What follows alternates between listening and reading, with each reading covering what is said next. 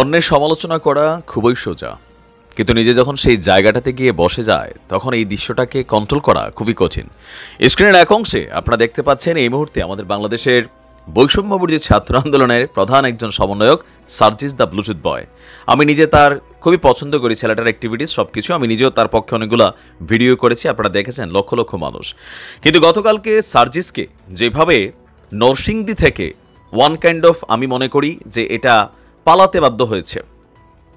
আমার কাছে বেশ কিছু ফোন আসছে, বেশ কিছু মেসেজ আসছে যে ওইখানে পরিস্থিতিটা এমন হয়েছিল যে বিক্ষুব্ধ ছাত্ররা, এই ছাত্র আবার কারা, এরা সমন্বয়কই, এই বিক্ষুব্ধ কথিত সমন্বয়ক বনাম রিয়েল সমন্বয়কদের যে পরিস্থিতি তৈরি হয়েছিল সেখানে যদি আর কিছুক্ষণ সার্জিস থাকতো তাকে হয়তো গায়ে হাত তোলা হতো অথবা ভিড়ের মধ্যে একটা অঘটন ঘটতে পারতো, যার কারণে পরিস্থিতি বোঝে সার্জিস সেখান থেকে চলে এসেছেন। দর্শক, চাঞ্চল্যকর ঘটনা হচ্ছে নরসিংদীতে এই ঘটনা ঘটেছে। আপনারা জানেন যে আমাদের বৈষম্য বিরোধী আন্দোলনের যে প্রধান সমন্বয়করা তারা সারা বাংলাদেশে তারা ভিজিট করছেন, ইভেন তারা ঘোষণা দিয়েছেন বিভিন্ন জায়গায় তারা কমিটি গঠন করবে। এই মুহূর্তে প্র্যাকটিক্যালি বিশ্বাস করেন ছাত্রলীগের কমিটি করা যেমন ছাত্রলীগ একটা এলাকার মধ্যে গুন্ডামি করতে পারতো, বিএনপির কমিটি করা বিএনপি যেমন একটা ছাত্রদল তারা এক ধরনের গুন্ডামি করতে পারতো, বাংলাদেশের অনেক জায়গায় প্রকৃত সমন্বয়কদের বিপরীতে আমরা সমন্বয়ক দাবি করা এরকম কমিটি হয় নাই। এরপরে কিন্তু বহু ধরনের ঘটনা কিন্তু অলরেডি ঘটা শুরু হয়েছে। স্থানীয়ভাবে তারা ধোলাইও খাইছে, আমার এলাকায় খাইয়া গেছে এক গ্রুপ পয়সা, এই বন্যার্থদের ত্রাণ দেওয়ার সময় গুলিমুলি করছে। এটা চিন্তা করছেন এরা কি সমন্বয়ক? না। তো প্রকৃত সমন্বয়ক কারা এটা এখন আইডেন্টিফাই করে এত সোজা না। যেহেতু এখন কমিটি দেওয়া হচ্ছে, যেহেতু ডক্টর ইউনূসের সরকার আগামী ৩-৪ বছর থাকবেন, এই সমন্বয়ক কমিটিরে এসপি সাহেব সালাম দিচ্ছে, অথবা সালাম না দেখ মানে ওইখানে গেলে সম্মান দিচ্ছে, আর্মি অফিসাররা সম্মান দিচ্ছে, যে কোনো সরকারি অফিস আদালতে গেলে সম্মান পাচ্ছে। তো এগুলোতে হয়ে যাচ্ছে কি একটা উল্টা সিস্টেম। আমি এই সিস্টেমের পক্ষে না। একটা রাজনৈতিক দল তাদের কমিটি করবে, কমিটি করুক, কিন্তু প্রশাসনকে প্রশাসনের দায়িত্ব বুঝে নিতে হবে। এখন এই সমন্বয়করা তারা যদি প্রশাসনের উপর দিয়ে গিয়ে হস্তক্ষেপ করে সেইটাও পজিটিভ না, কারণ থানাগুলো ঠিকমতো কাজ করতেছে না। ওমকে ফোন দিয়ে তুমি চিনো এই সমন্বয়ক আমার, এটা আরে আমার সাথেও একটা ঝামেলার মধ্যে এটা আমি অমুক সমন্বয়কের তোমক আমাকে নিয়ে আয় তুই। তা চিন্তা করেন সার্জিসদের এই বিষয়গুলা আরও কঠিনভাবে কিন্তু মেনটেন করতে হবে। ছাত্রলীগ বলেন, ছাত্রদল বলেন, এই যে সাদ্দামরা বা আরও যারা আছে তারা যে ঢাকা বৈশাখ কেন সারা বাংলাদেশের ছাত্রলীগকে কন্ট্রোল করতে পারে না, কেন বিভিন্ন জায়গায় গিয়ে কমিটিগুলারে দিয়া সেখানে মাইট টেডো খাইতে হয়, দৌড়ে পালাইতে হয়, ছাত্রলীগের বা ছাত্র দলের নেতাদের হাতেই অপমান অপদস্থ হতে হয়, নিশ্চয়ই এটা সার্জিস বুঝতে পারছে। ঘটনা হচ্ছে কি দেখেন, নরসিংদীতে বৈষম্য বিরোধী ছাত্র আন্দোলনের অন্যতম সমন্বয়ক সার্জিস আলম তিনি সভাটাই করতে পারেননি।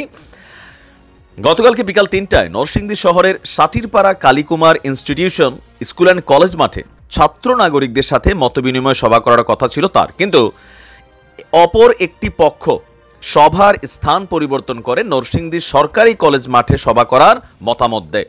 এতে উভয় পক্ষের মধ্যে হট্টগোলের সৃষ্টি হয়। এক পর্যায়ে সার্জিস আলম পরিস্থিতি খারাপ দেখে নির্ধারিত স্থানের সভা বাতিল করে দেন। আর আচ্ছা, এর আগে তিনি ঢাকা সিলেট মহাসংলগ্ন, ওটা জরুরি না। সমন্বয়কদের একাধিক সূত্র জানিয়েছে নরসিংদীতে দুইটা গ্রুপ একত্রিত হতে পারলেই অতি দ্রুত আবার নরসিংদীতে তিনি আসবেন বলে জানিয়েছেন। এখন কিসের গ্রুপ?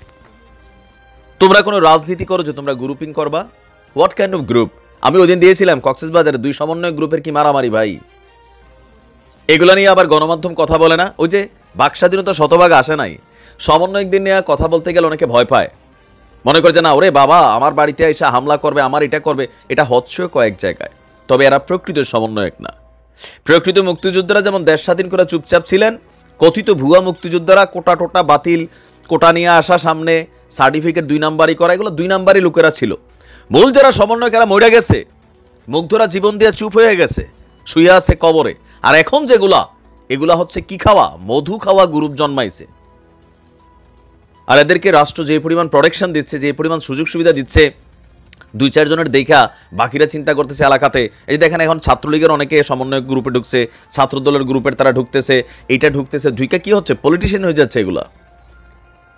সার্জিসের এই নরসিংদীর ঘটনা থেকে একটু ঠান্ডা মাথায় চিন্তা করা উচিত যে পরিস্থিতি যেটা কালকে তৈরি হয়েছিল। বললাম না যে আমার কাছে অনেক বক্তব্য আসছে, নাম প্রকাশ করতে চায় না, সবাই ভয় পায়।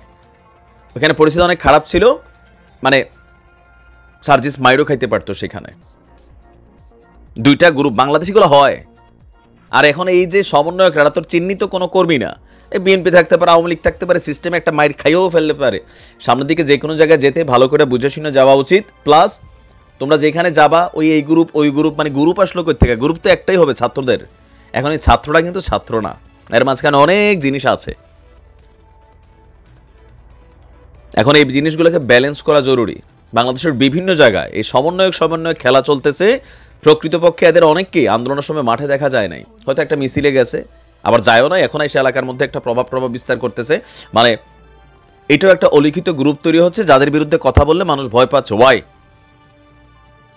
ভয় পাওয়া যাবে না, সত্য কথা বলতে হবে। কারণ তোমরা যদি ভুল করো তাহলে বাংলাদেশকে অনেক মূল্য দিতে হবে। এতগুলা মানুষের জীবন গেছে, তোমাদের ভুল করার সুযোগ নাই। ভালো থাকুন।